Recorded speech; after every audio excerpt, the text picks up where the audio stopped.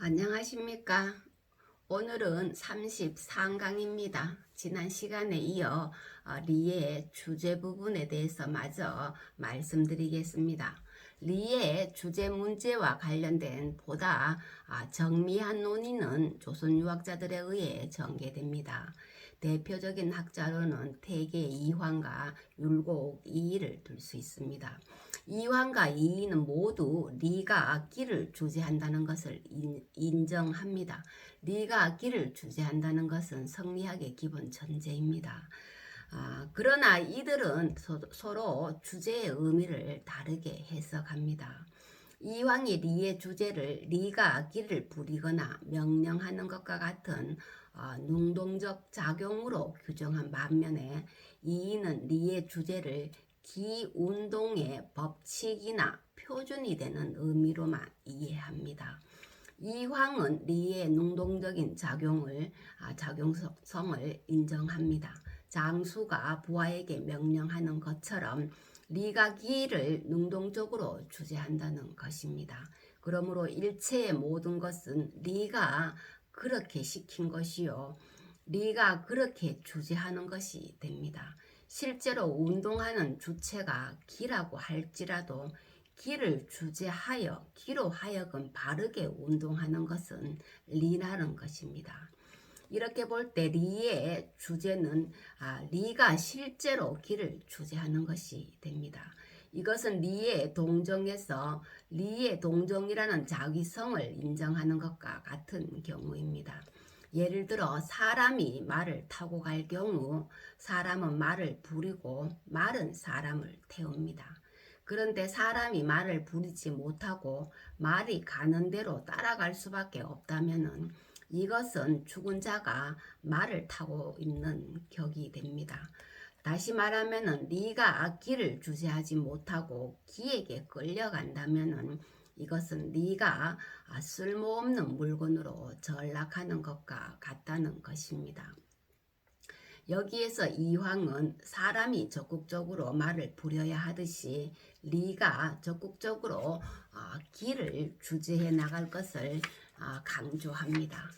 이러한 리의 적극적인 주제 하에서만이 현실의 혼란한 세상이 질서를 유지해 나갈 수 있다고 말합니다. 현실의 세계는 바로 기적인 세계이죠. 그래서 리가 기를 주재해야 된다고 말하는 것입니다. 반면 이는 리의 주제를 리가 무위하다는 원칙 위에서 출발합니다. 무위하다는 것은 함이 없다, 자기성이 없다는 것을 의미합니다. 리는 무위하기 때문에 절대로 상제가 세상을 주재하는 것과 같은 자기적 활동이 있을 수 없습니다. 그러나 태계 이황은 리를 상제의 개념으로까지 해석을 하죠. 리가 기를 주재한다는 것도 리의 운동이 기를 잘 따르거나 본받아 제대로 실현되는 것을 의미할 뿐이지 그렇게 시키는 존재가 따로 있는 것이 아니라는 것입니다. 리가 그렇게 시켜서 기가 운동하는 것이 아니라는 거죠. 그래서 운동하는 것은 어디까지나 기이지 리가 아니라는 것입니다. 무위하다고 전제된 리의 주제는 시키거나 부리는 것과 같은 능동의 뜻이 아니라 저절로 그렇게 되게 하는 기운동의 내재적 법칙의 의미로만 존재합니다. 이처럼 리의 주제를 중심으로 리의 능동적 측면을 적극적으로 해석할 것인가 아니면은 기운동의 법칙으로만 이해할 것인가를 두고 다양한 논의가 전개됩니다. 이러한 리의 주제 문제가 인간의 심성 이론에 그대로 적용되면서 성이 심의 주제가 되는지 아니면은 심이 성의 주제가 되는지를 두고 논쟁이 발생합니다. 성이 심의 주제가 된다는 것은 리가 기의 주제가 된다는 이론의 연장선상에서 전개된 것이죠. 성을 리와 배치시키고 심을 기에 배치시켰을 경우 성이 심의 주제가 되는 것입니다.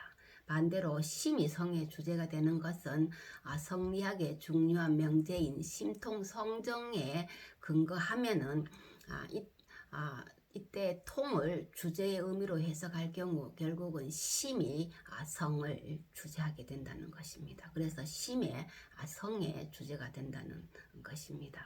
주의는 사물에 있어서는 리가 기의 주제가 되지만 사람에 있어서는 심이 일신의 주제가 된다고 말합니다. 한 몸의 주제가 된다고 말합니다. 여기에서 두 가지의 해석이 가능합니다.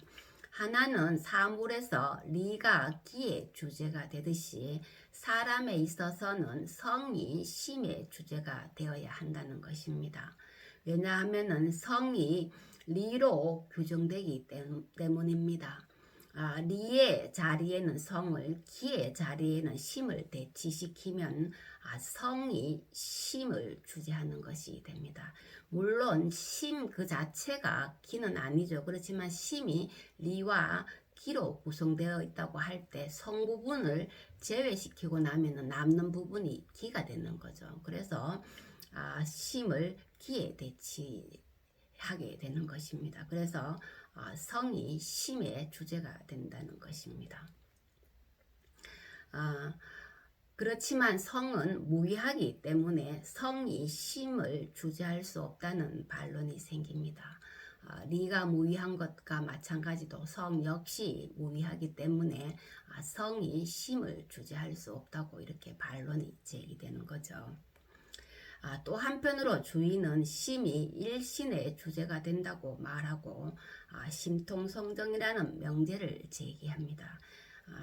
심통성정에서의 통을 주제의 의미로 해석한 것입니다. 원래 통은 주제의 의미와 포괄한다, 겸한다는 두 가지 의미를 다 가지고 있죠. 그렇지만서도 통을 주제의 의미로 해석할 경우 심이 성을 주제하는 뜻이 됩니다. 그렇지만서도 심의 경우 심은 리와 악기가 합쳐진 것이므로 선악이 함께 있고 악으로 흐를 가능성이 있기 때문에 심이 성을 주재할 수 없고 다만 성을 표준으로 삼아야 한다는 반론이 제기됩니다.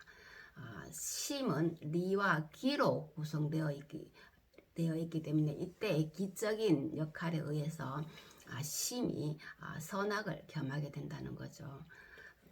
그래서 심이 성을 주재할 수 없다는 것입니다. 여기에서 표준으로 삼는다는 말은 바로 성이 심의 주제가 되어야 한다는 말입니다. 이렇게 해석한 대표적인 학자가 바로 한말의 전후 간제가 되겠습니다. 이로부터 성이 심의 주제가 되든지 아니면은 심이 성이 주제가 되는지를 두고 많은 논쟁이 발생하는데 이것이 조선 후기 3대 논쟁 중에 하나인 심설 논쟁입니다. 19세기 이후에 전개된 심설 논쟁입니다. 또한 성리학에서는 심의 구조를 리와 기의 결합으로 설명함에 따라 심을 리와 기 둘로 나누어 볼 수 있게 됩니다. 이때 심의 리적인 측면을 강조할 것인지 아니면은 심의 기적인 측면을 강조할 것인지에 따라 의견이 달라집니다. 심의 리적인 측면을 강조하면은 심증리가 되고 심이 곧 리가 된다는 거죠. 심의 기적인 측면을 강조하면 심시기 혹은 심즉기, 심이 곧 기가 된다는 것입니다. 심즉리를 대표한 학자가 바로 한주 이진상이 되고 심시기를 주장한 학자들이 바로 율곡을 포함한 율곡 계열의 학자들입니다. 이에 심을 리로 볼 것인지 아니면 심을 기로 볼 것인지를 두고 다양한 논의가 전개됩니다. 이처럼 리의 주제 문제는 리의 동정 문제로 이어서 리의 동정 문제에 이어서 리와 기의 위계 질서를 확인하는 중요한 이론입니다. 리와 기 중 어디에 중점을 두어야 하는지, 즉 리를 중심으로 이 세계를 설명해 나갈 것인지 아니면은 기를 중심으로 이 세계를 설명해 나갈 것인지를 묻는 성리학의 중요한 이론 체계입니다. 오늘은 여기까지 하겠습니다. 감사합니다.